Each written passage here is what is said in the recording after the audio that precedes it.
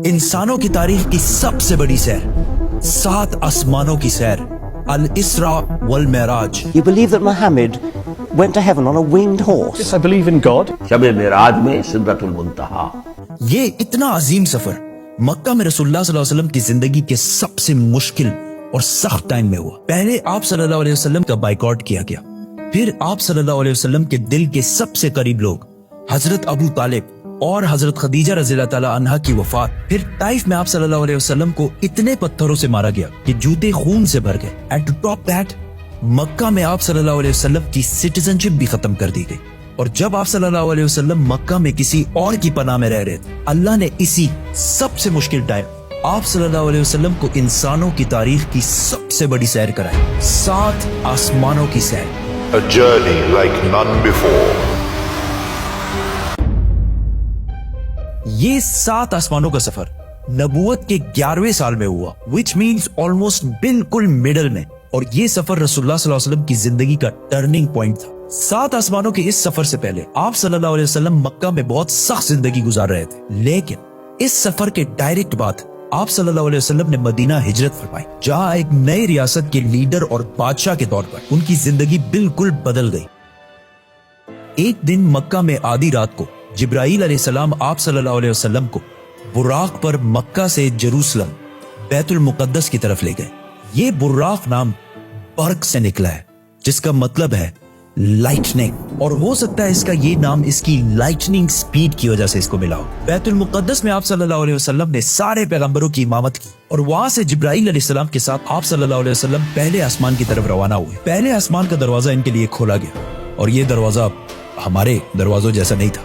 पहले आसमान में आप सल्लल्लाहु अलैहि वसल्लम की मुलाकात आदम अलैहिस्सलाम से हुई। उनके राइट साइड पर जन्नत के लोग और उनके लेफ्ट साइड पर जहन्नुम में लोग थे। आदम अलैहिस्सलाम यूनिवर्स के पहले इंसान थे, और दुनिया के सारे इंसान इन्हीं की औलाद हैं। और आदम अलैहिस्सलाम का जिक्र कुरान में 25 दफा हुआ है।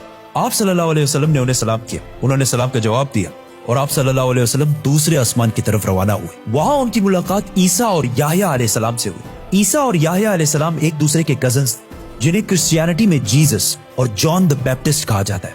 ये दोनों पैगंबर आज से 2000 साल पहले रोमन एम्पायर के स्टेट फलस्तीन में पैदा हुए, और इन दोनों कजन्स की जिंदगी बहुत ही मुश्किल हालत में गुजरी। हजरत याह्या अलैहिस्सलाम को एक जालिम हुक्मरान ने शहीद कर दिया, और इनकी शहादत को आज भी लोग करबला में इमाम हुसैन की शहादत से कंपेयर करते हैं। इनके कजन ईसा अलैहिस्सलाम के साथ भी यही होने वाला था, लेकिन अल्लाह ने आखिरी टाइम उन्हें दुनिया से उठा लिया। कुरान में याह्या अलैहिस्सलाम का जिक्र 5 दफा हुआ है, और हजरत ईसा अलैहिस्सलाम का जिक्र 25 मरतबा हुआ है। आप सल्लल्लाहु अलैहि वसल्लम ने इन्हें सलाम किया, उन्होंने सलाम का जवाब दिया, और आप सल्लल्लाहु अलैहि वसल्लम तीसरे आसमान की तरफ रवाना हुए।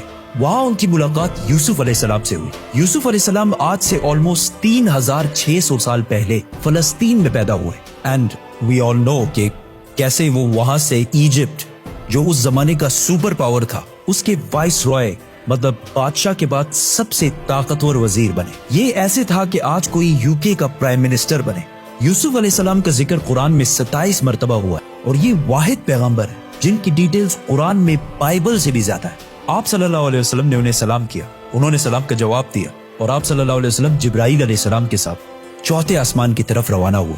वहां उनकी मुलाकात इदरीस अलैहिस्सलाम से हुई। इदरीस अलैहिस्सलाम दुनिया के पहले इंसानों में से थे। आदम अलैहिस्सलाम और शीत अलैहिस्सलाम के बाद इदरीस अलैहिस्सलाम को इंसानों का तीसरा नबी माना जाता है, और दुनिया में सबसे पहले जुल्म के खिलाफ जिहाद इन्होंने ही किया था।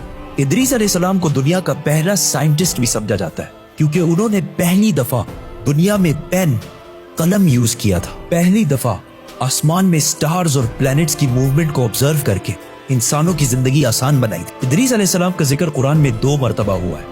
आप सल्लल्लाहु अलैहि वसल्लम ने इन्हें सलाम किया, उन्होंने सलाम का जवाब दिया, और आप सल्लल्लाहु अलैहि वसल्लम 5वें आसमान की तरफ रवाना हुए। वहां आप सल्लल्लाहु अलैहि वसल्लम की मुलाकात हारून अलैहिस्सलाम से हुई।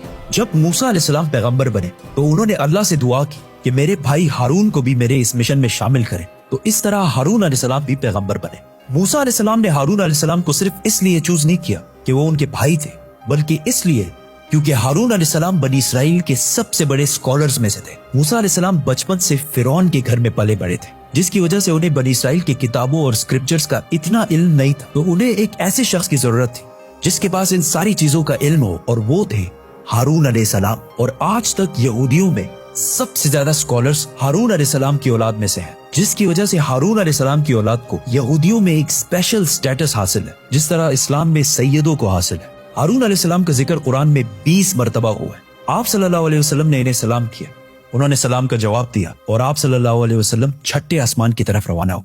वहां आप सल्लल्लाहु अलैहि वसल्लम की मुलाकात एक ऐसे पैगंबर से हुई जिनका जिक्र कुरान में सबसे ज्यादा किया गया है, 136 टाइम्स, क्योंकि मूसा अलैहिस्सलाम की स्टोरी को आज तक दुनिया की सबसे ज्यादा इंटरेस्टिंग और आउटस्टैंडिंग स्टोरी समझा जाता है। और आज भी बुक्स, कॉमिक्स और इवन हॉलीवुड की सबसे बड़ी फिल्म्स मूसा अलैहिस्सलाम की स्टोरी से कहीं ना कहीं इंस्पायर्ड होती है, जैसे कि Superman, Harry Potter and many others.